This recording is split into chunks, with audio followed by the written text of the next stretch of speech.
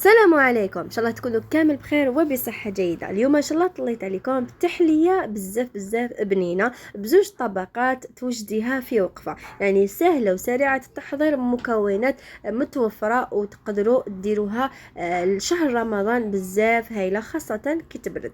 ان شاء الله الوصفه تاع اليوم تعجبكم. من قبل ما نبداو صلوا على الحبيب المصطفى عليه افضل الصلاه والسلام. ما تنساوش خلوا لي هذاك الجام اللي يحفزني ويشجعني اكثر، ونبداو على بركة الله. فهذه التحلية استعملت لتر من الحليب، يعني كيس كامل من الحليب. راح نضيف عليه كيس من فلو كراميل، يعني اللي يتباع في الساشيات تقدروا تستعملوا نوارة ولا هذاك اللي يجي معاه الكيس الكراميلي. هنا نضيف عليه 2 ملاعق من السكر و2 ملاعق من النشا.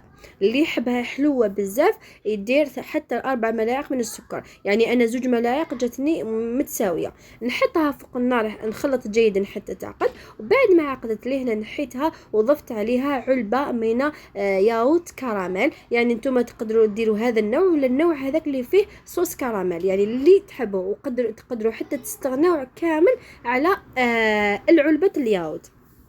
نضيف عليه حوالي ملعقة كبيرة من الزبدة أو المارغرين، ولا 2 ملاعق صغار من المارغرين. نخلط جيدا حتى تذوب. وهنايا راح نجيب ليفيرين تاعي ونعمرهم. هنا كي تعمروا ليفيرين تاعكم عمروه للنصف فقط، يعني ما تكملوش حتى للفوق ولا تعمروه جيدا. هنا نحوسو نديرو طبقة تكون متوسطة، يعني النصف هو اللي تعمروا ليفيرين تاعكم.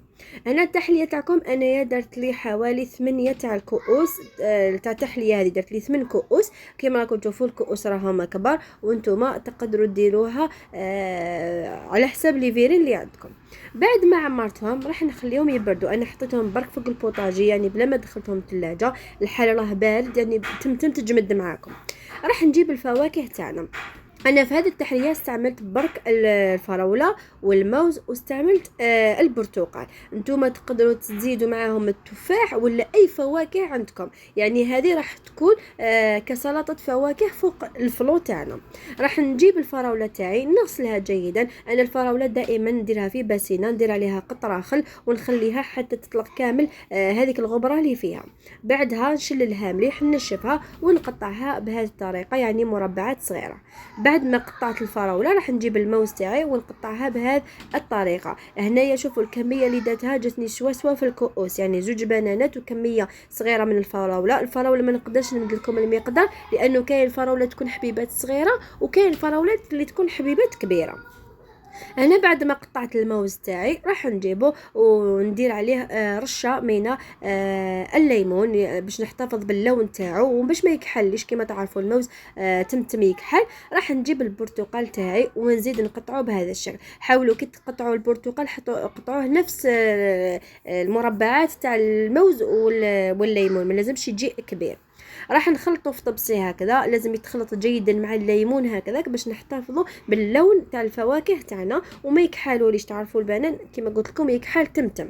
نخلو الفواكه تاعنا جانبا وراح نروحوا نحضروا الطبقه الثالثه. وكيما هنا في كاسرونه راح ندير كاس ونصف من الماء العادي، يعني الماء تقدروا تجيبوه من الحنفيه ولا من طبيعي كما حبيتوا.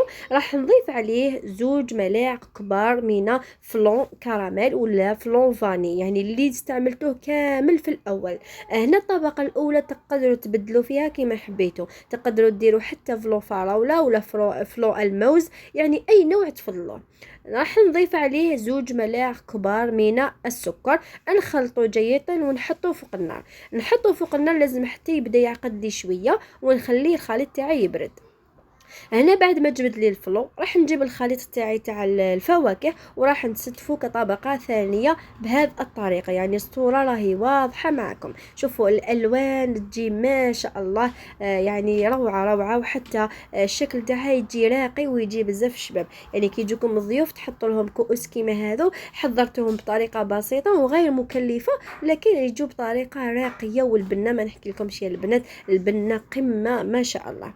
بعد ما نعمر كامل كامل الليفين نتاعي راح نجيب الخليط الثالث اللي كنا درناه، نخلوه يبرد شويه، يعني ما لازمش نديروه سخون مليح، ونحطوا حوالي 2 ملاعق ولا 3 ملاعق فوق الفواكه تاعنا. هنا تدور الطبقه هذه باش الفواكه تاعنا تولي متماسكه، يعني شاده روحها، وفي نفس الوقت يزيد الذوق روعه على الفلو تاعنا.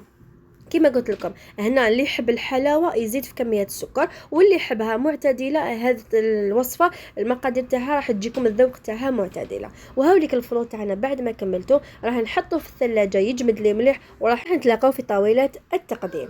الفلو تاعي راه واجد بعد ما بات ليله كامل في الثلاجه، القوام يتماسك، يعني البنات بلا ما ديروه في الثلاجه يعني راح يجي متماسك ما شاء الله. برك اللي يحب الفلو يجيه بارد مليح يديروه في الثلاجه، لكن انا كما راكم واضح معكم تمتم جمد معايا، والشكل تاعو راه واضح معكم، الشكل راقي وبزاف هايل. وشوفوا الطبقه الاولى فيها واحد الذوق ما شاء الله، شغل تقريبا يشبه لسلطه الفواكه، لكن هذه تجي ابن منها. وهاي لك كملنا الوصفه تاع اليوم. ان شاء الله يعجبكم الفيديو، ودائما كما نقول لكم دعموا لي قناتي، شجعوني بجاب وتعليقاتكم. دمتم في رعايه الله وحفظه، الى فيديو جديد ان شاء الله.